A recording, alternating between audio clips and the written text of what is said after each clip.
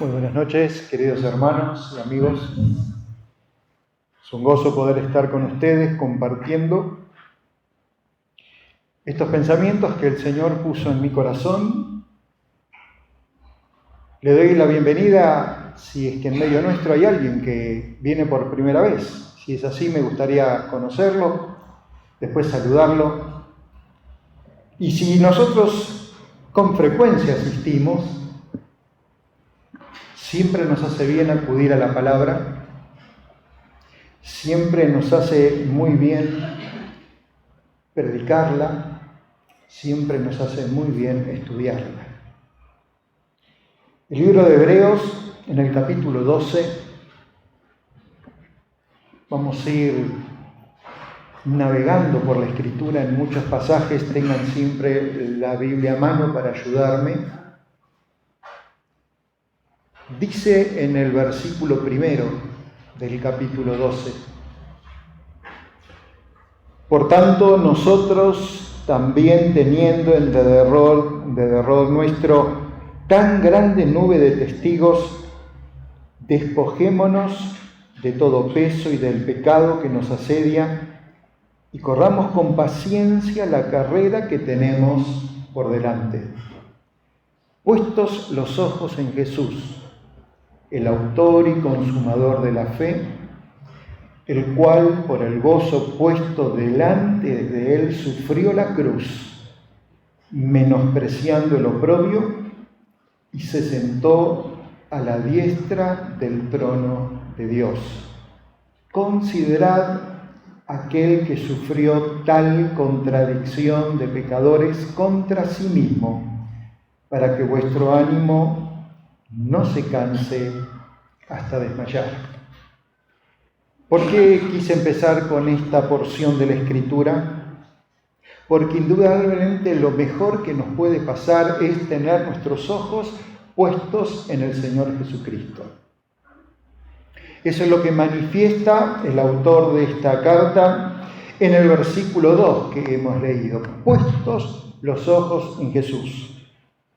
Es que cada vez que nosotros miramos al Señor, en primer lugar vamos a reconocer que tenemos obstáculos espirituales. Por eso el primer versículo está hablando de que hay que despojarse de todo peso de pecado que permanentemente nos está asediando. Muchos de nosotros hemos conocido al Señor hace mucho tiempo, pero aún así, aún teniendo una gran nube de testigos que nos han precedido, que nos han contado de la maravillosa gracia de la cual hoy hemos oído en la canción tan hermosa, aunque tantas veces nos han enseñado la palabra, aunque tantas veces escuchamos predicar el Evangelio, no podemos negar que aún mirando a Jesús, el pecado nos está asediando. Gracias. Nos está complicando la carrera, está afectando nuestro andar. Y dice que cuando miramos al Señor no solo nos damos cuenta de estos obstáculos espirituales, sino que también podemos tener ánimo. Ánimo que nos permite madurar, que nos permite crecer, que nos permite enfrentar esto que nos toca vivir cada uno de los días de nuestra vida. Saben, hermanos, cada vez parece ser más difícil mostrar un cristianismo verdadero. Cada vez resulta más difícil mostrar un cristianismo bíblico. Cada vez cuesta más mostrar a Cristo a través de nuestras vidas. Y si bien es cierto que eso es muy importante, no tenemos que perder de vista que las personas no se van a convertir por ver nuestra vida. La persona se va a convertir cuando mira a Jesucristo, cuando pones los ojos en Él. ¿Por qué? Porque es el autor y el consumador de la fe. Es Él el que trabaja en nosotros a través de su Santo Espíritu. y despierta algo que parecía imposible, tener fe en Dios. ¿Podemos hablar en el siglo XXI de tener fe?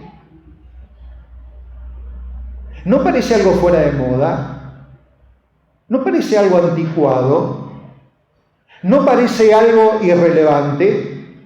Sin embargo, a pesar de haber transcurrido tantos siglos, Jesús sigue siendo el autor de la fe.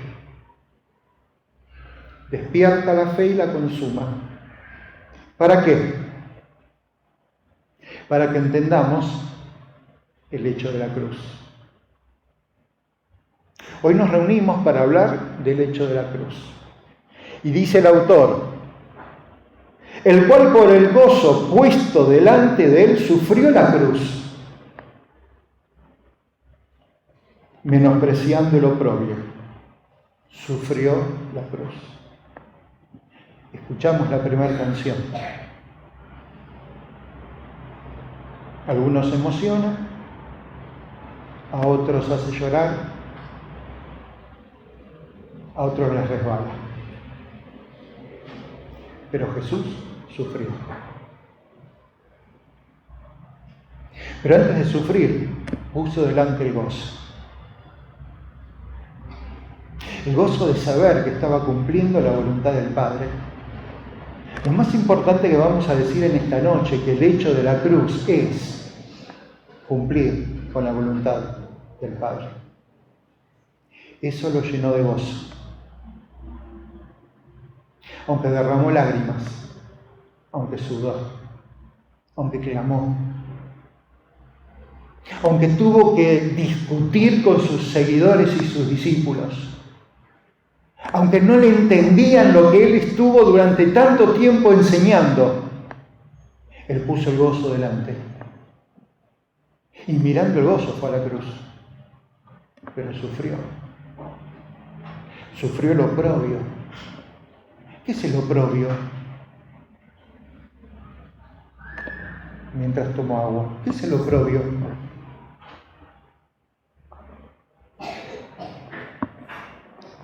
Por mí sufrió vergüenza. Por mí,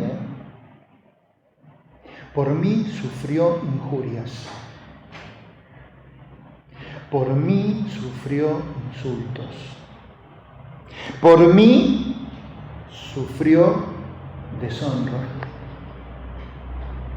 ¿Y por vos?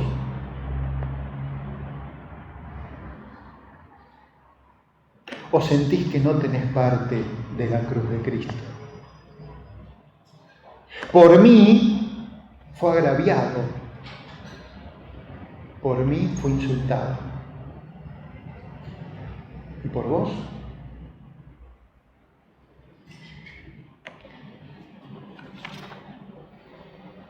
Cuando vamos a pensar en el hecho de la cruz, los cuatro evangelios relatan los hechos de la cruz. 4 personas distintas, escribiendo de forma diferente, todos guiados por el Espíritu de Dios, contando aspectos distintos de un mismo hecho. Mateo capítulo 27 arranca en el verso 32 en adelante. Mateo, como judío, que era como publicano, detallista, no perdía un solo detalle. Estaba atento a todas las cosas. Y él volcó en su evangelio todo lo que él había percibido. Él fue un testigo de la vida de Jesús. Lucas, en el capítulo 23, del 26 en adelante, relata los hechos de la cruz. Lucas no fue un testigo presencial, pero indudablemente le contaron.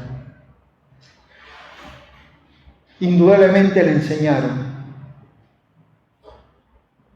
Lo mismo pasó con Marcos. Estaba tal vez ahí cerca, muy jovencito. Y él relata a partir del capítulo 15 de una manera maravillosa lo que fue la cruz de Cristo. Juan lo encara en el capítulo 19. 4 personas distintas. Todos muestran los hechos de la cruz. Para saber, hay muchas maneras de ver la cruz. A lo largo de los años yo me imagino que ustedes habrán escuchado muchos mensajes. ¿Cuántos años hace que somos del Señor? ¿Más de 10 años? ¿Más de 15? ¿Más de 20? 20 veces escuchar de la cruz. ¿Acaso el tema no se agota? No, nunca se va a agotar. Uno podría encarar los hechos de la cruz mirando diferentes aspectos, vivencias, circunstancias por las cuales tuvo que atravesar el Señor Jesucristo. Y cuando uno ve los 4 evangelios y se detiene a ver en eso los lugares, las situaciones, las experiencias, es lo que nos lleva a pensar y nos hace pensar en el sufrimiento, en el dolor, en lo que padeció. Hoy mucha gente se queda pensando en la pasión de Cristo, en el sufrimiento de Cristo, en este dolor que el Señor sufrió y que hoy hemos escuchado, de la vía dolorosa. Hay personas que esperan llegar a la Semana Santa solamente para quedar cautivos al sufrimiento de Cristo. Hemos tenido un doctor, el doctor Pi, ¿se acuerdan? Que nos explicó la cruz de Cristo desde el punto de vista médico. Y es una realidad, no lo podemos negar. Isaías capítulo 53, versículo 5.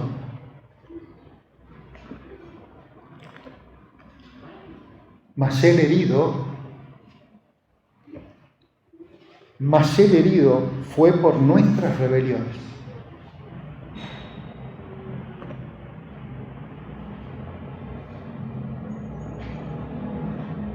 Molido por nuestros pecados. El castigo de nuestra paz fue sobre él, y por su llaga fuimos nosotros curados. Si vos querés ver los hechos de la cruz, no podemos dejar de lado su sufrimiento, su dolor, su angustia, sus padecimientos. Herido fue por mí. Maltratado fue por mí, castigado fue por mí. Dice Isaías, pero el capítulo 50, verso 6, di mi cuerpo a los heridores y mis mejillas a los que me besaban la barba. No escondí mi rostro de injurias y disputos. No se escondió, no lo evitó. Sufrió por vos y sufrió por mí. Dice Pedro, escribiendo en su primera epístola, en el capítulo 3, en el versículo 18, porque también Cristo padeció una sola vez por los pecados. Ese es el centro de nuestro mensaje de la cruz de Cristo. Cristo muriendo, sufriendo, padeciendo solamente una vez. El justo por los injustos. ¿Para qué? Para llevarnos a Dios. O sea que estábamos sin Dios. Y encontramos sentido a la cruz de Cristo. Encontramos sentido a su dolor y a su sufrimiento y a su padecimiento. Porque lo soportó para llevarme a Dios. O sea que estaba sin Él. estaba lejos de Él. Pero Él me lleva a Dios. Y dice Pedro, siendo la verdad muerto en la carne, pero vivificado en el Espíritu. Y nos podemos quedar y detener muchos minutos, pero el tiempo avanza. Por eso podemos tener otra visión del hecho de la cruz. Y es mirar a las personas. ¿Cuántas veces hemos escuchado acerca de esas personas que han interactuado con el Señor Jesucristo a lo largo de todos estos eventos relacionados con el hecho de la cruz? Pero ¿sabes? Para bien o para mal, la cruz de Cristo siempre separa. La cruz de Cristo siempre divide. La cruz de Cristo siempre a lo largo de la historia marca diferencias entre las personas. Te guste o no te guste. Me guste o no me guste. Y es lo que pasó en los días del Señor Jesucristo. El Señor tenía varios discípulos, pero la cruz de Cristo marcó una gran diferencia entre Judas y Juan. Los dos escucharon las mismas lecciones. Los dos escucharon los mismos sermones. Los dos convivían con el Señor. Pero Judas no pudo dejar lo que tenía en su corazón. Su corazón le llevaba a ver a Jesucristo de una manera distinta. Juan no perdía de vista a su amado Señor. Tenía los ojos puestos en Jesús. Cuando llegó la cruz, uno le estaba mirando, el otro se estaba ahorcando. Uno lloraba desconsolado, uno sufría y estaba angustiado. Pero el otro, sin arrepentimiento, solo remordimiento, entregó las piezas de dinero con las cuales había vendido a su maestro y se ahorcó. Había dos mujeres en la época y el Señor marcó diferencias entre dos mujeres. Una era la esposa de Pilato,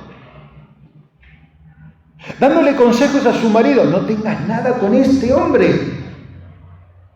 He tenido sueños que me han perturbado. Mejor aléjate. Pero había otra mujer, María de Betania, que mientras estaba Cristo en la cruz, ella no le perdía la vista, tenía los ojos puestos en Jesús.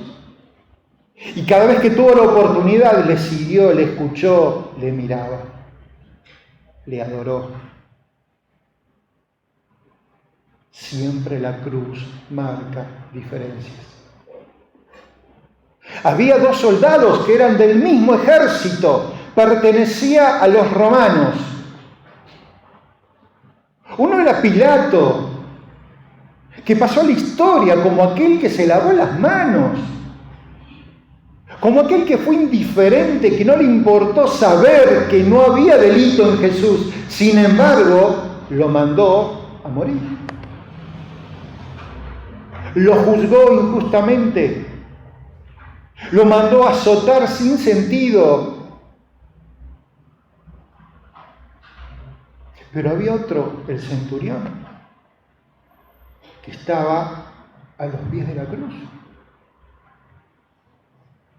Y si bien el centurión había tenido una vida seguramente difícil y complicada, Estaba contemplando a Cristo muriendo y sufriendo y padeciendo. Sin embargo, arrancó de su corazón una confesión: verdaderamente este era el Hijo de Dios. La cruz siempre marca diferencias. Y si bien quiero aclarar que esa confesión no es suficiente para ser salvo, repito, esa confesión no es suficiente para ser salvo. En el contexto en que estaba viviendo ese centurión, en la dispensación en que estaba viviendo, fue algo que brotó de un corazón transformado y cambiado. No dice mal la Escritura sobre él, pero indudablemente el Espíritu Santo siguió trabajando.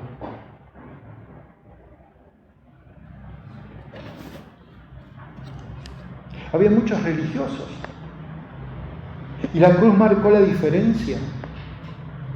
Mientras los fariseos se llenaban la boca diciendo que ellos eran los hijos de Abraham y que cumplían la ley a la perfección, dejando de lado el amor, la misericordia, y sin importarle absolutamente nada, y buscando que Jesucristo fuera a la cruz y muera, hubo otro fariseo de fariseos, perseguidor de la iglesia, que cuando tuvo un encuentro con el Cristo resucitado, dejó de llamarse Saulo para convertirse en Pablo. Y tenemos otro fariseo que, habiendo buscado al Señor de noche por miedo a lo que podían decir de su estatus, cuando estaba en la cruz, José de Arimatea estaba ahí pidiendo el cuerpo para sepultarlo. La cruz siempre marca diferencias. Yo no sé qué es lo que vas a hacer con la cruz de Cristo, pero más real que lo que pasó con esos dos ladrones iguales, malhechores, delincuentes, todo un pueblo deseando que sean ajusticiados, pero en medio Cristo muriendo, y el hecho de la cruz marcó la diferencia para uno de ellos.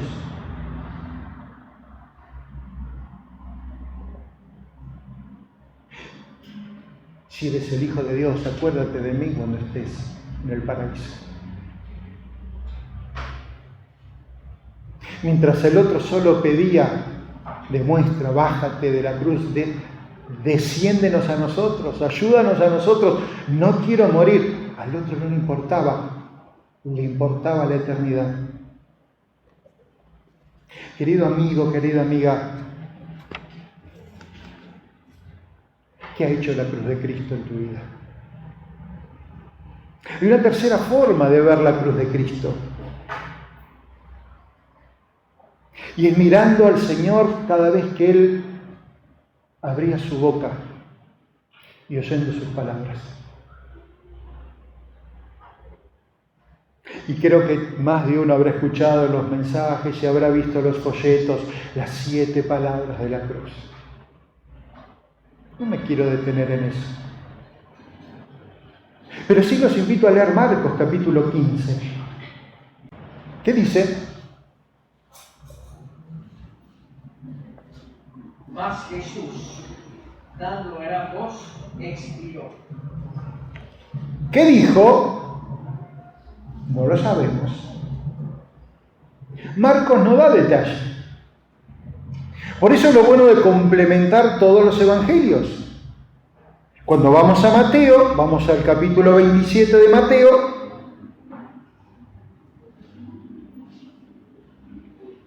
Ya en el versículo 46, Jesús abre su boca para decir: ¿por qué me has desamparado? ¿Pero qué dice el 27:50? Jesús, habiendo otra vez clamado a gran voz, entregó el Espíritu. ¿Qué dijo? No sabemos. No sabemos. Pero entregó al Espíritu.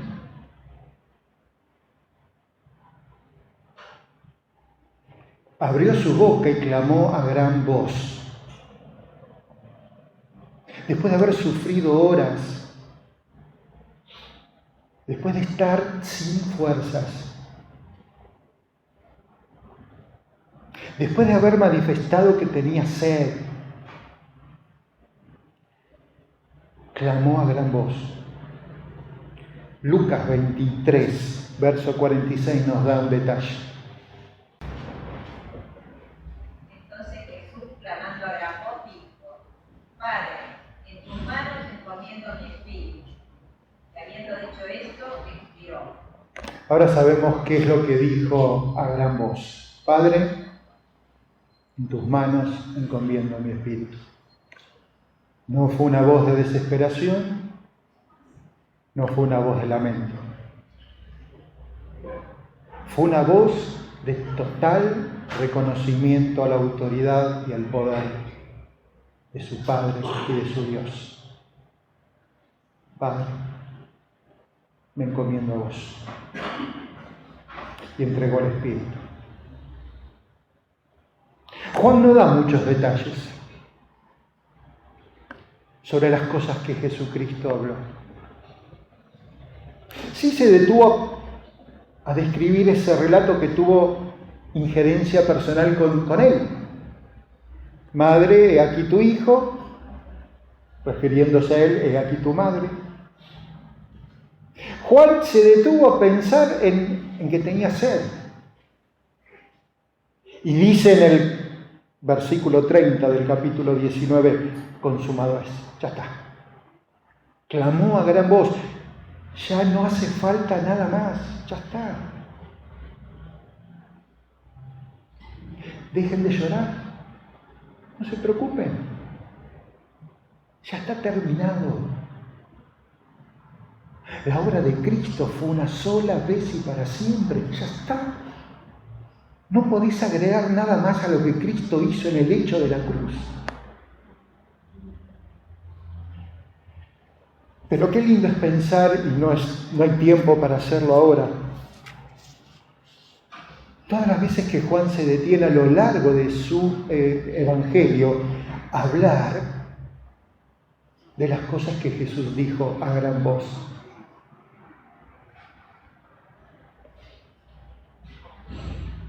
Jesucristo fue puesto en una cruz, no solo para que nosotros tengamos nuestros ojos puestos en Él, no solo como una referencia clara de lo que había pasado en la antigüedad con el pueblo de Israel, con Moisés llevando un pueblo rebelde, soberbio, contumaz y pecador. En medio de un juicio de parte de Dios que como consecuencia del pecado mandó serpientes para que los muerda y mueran. Sí, oyeron bien, mueran a causa del pecado. Moisés obedece la orden de Dios. Hace una serpiente y la pone en la punta de un asta, de un palo. Me imagino lo que habrá sucedido con Aarón, su hermano. Me imagino que Aarón, que era de fácil palabra, le habrá dicho: Moisés, ¿qué haces? ¿Cómo vas a levantar una imagen? Si Dios expresamente nos dice que no tenemos que adorar la imagen, ¿y vos vas a levantar una serpiente de oro arriba de un palo y lo vas a poner alto? Sí, porque Dios me lo pidió. No para que la adoren, sino para que la miren y sean salvos. Y lo que tal vez le resultó una locura a Aarón, Y lo que tal vez fue una locura para el pueblo, Moisés, dejate de jorobar. ¿Por qué no clamás de otra forma para que las serpientes se vayan? No, Dios quiere esto. Y lo mismo pasó con la cruz de Cristo.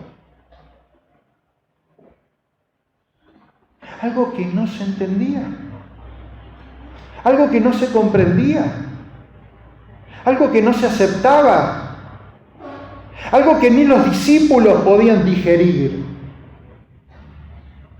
Hasta Pedro hizo lo imposible para evitarlo.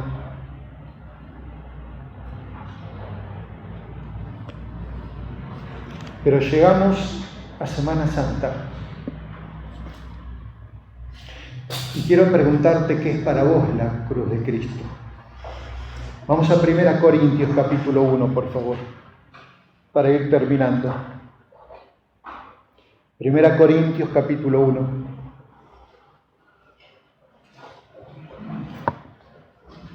Versículo 18.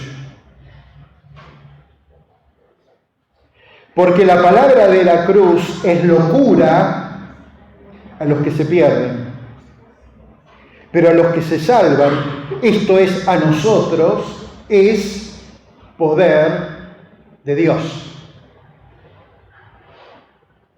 Pues está escrito: destruiré la sabiduría de los sabios y desecharé el entendimiento de los entendidos. ¿Dónde está el sabio? ¿Dónde está el escriba? ¿Dónde está el disputador de este siglo? ¿No ha enloquecido Dios la sabiduría del mundo?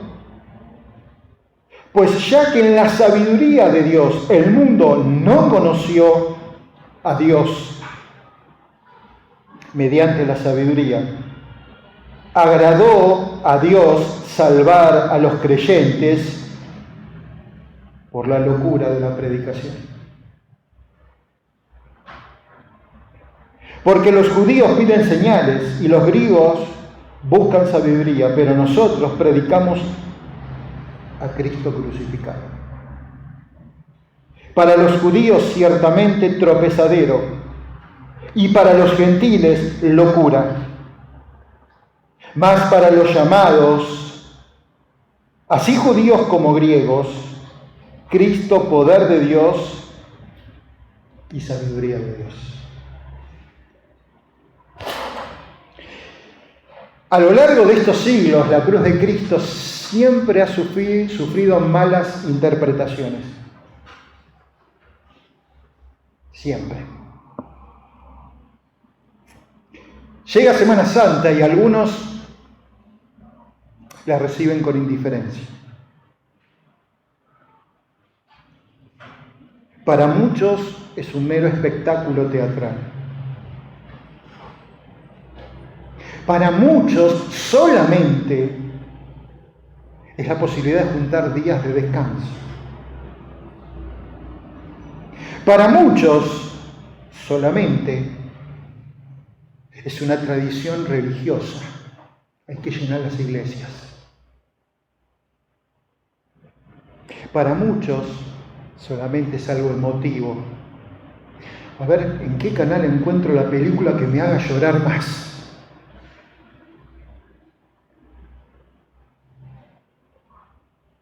No nos tiene que extrañar. El apóstol Pablo le escribe a los hermanos en Corinto y les dice que para aquellos judíos contemporáneos de Jesús, Jesús fue escandalón. Es la palabra que usa ahí el original. ¿Qué es escandalón? Piedra de tropiezo. Una piedra sobre la cual se tropieza. En lugar de recibir la ayuda de esa piedra, la fortaleza de esa piedra, la utilidad de esa piedra, no, se tropezaron. Tuvieron a Jesús, miraron su vida, escucharon sus enseñanzas, miraron sus milagros, vieron sus credenciales mesiánicas. Sin embargo, lo llevaron a la cruz. Escandalón, piedra de tropiezo. Para los gentiles, que les gusta descansar en la filosofía, en la sabiduría, Jesús fue morías, que quiere decir locura. Pero está loco. ¿Cómo vamos a anunciar un cristianismo que manifiesta que la salvación viene de alguien que murió en algo tan sucio, vergonzoso como una cruz? Era locura. No lo podían entender. No lo podían razonar. No lo podían aceptar.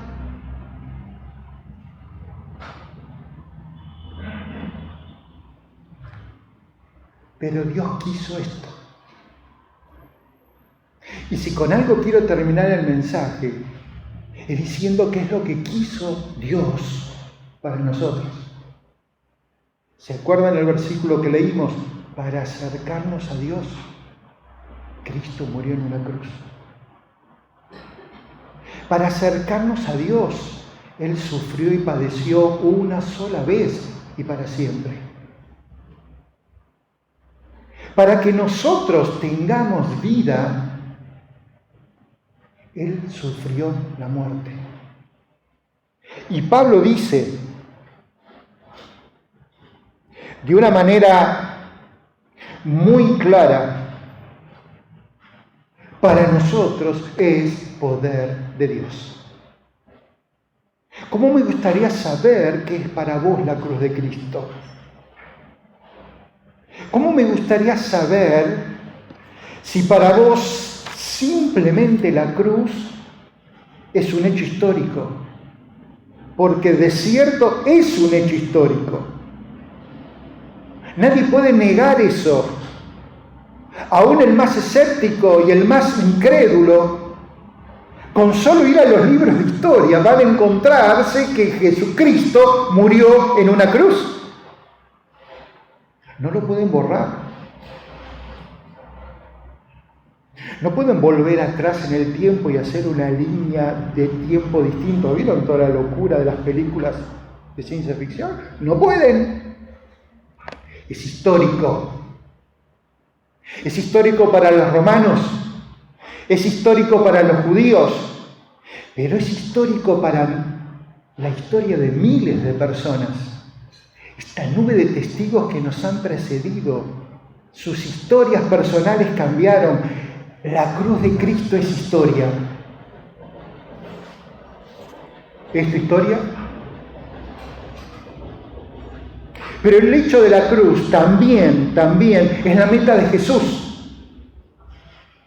Por eso quiero decirte que te vayas de este lado, no pensando que fue por azar, que fue por error,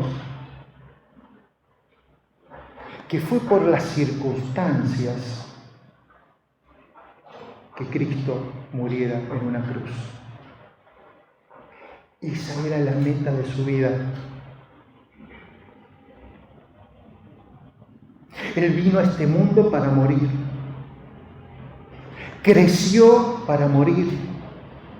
Y no morir de cualquier forma, morir en esta cruz, en el cumplimiento de los tiempos. Esa era la meta de Cristo. Lo anunció, lo enseñó. Los discípulos no lo entendían, no lo digerían. Maestro, ¿nos volvés a explicar esto? Pero que esto no te pase. Sí. Chicos, esto tiene que pasar. Queridos, a esto vine. Es el hecho de la cruz. Pero el hecho de la cruz tiene un significado para la vida de la iglesia. Porque si bien la muerte de Cristo era una meta, sabía que ahí no terminaba. Después de la muerte venía la resurrección. Aldo mañana va a hablar de eso. Después de la resurrección vendría la ascensión. Después de la ascensión vendría la glorificación. El hecho de la cruz era una parte de aquello que Jesús sabía que le tenía que pasar y lo buscó. ¿Por qué lo buscó? Porque nos amó.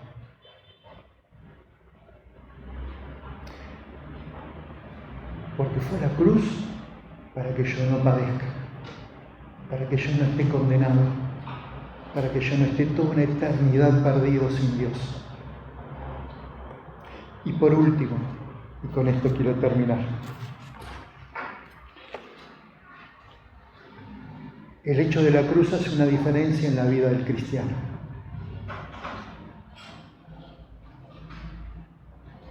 Gálatas capítulo 2.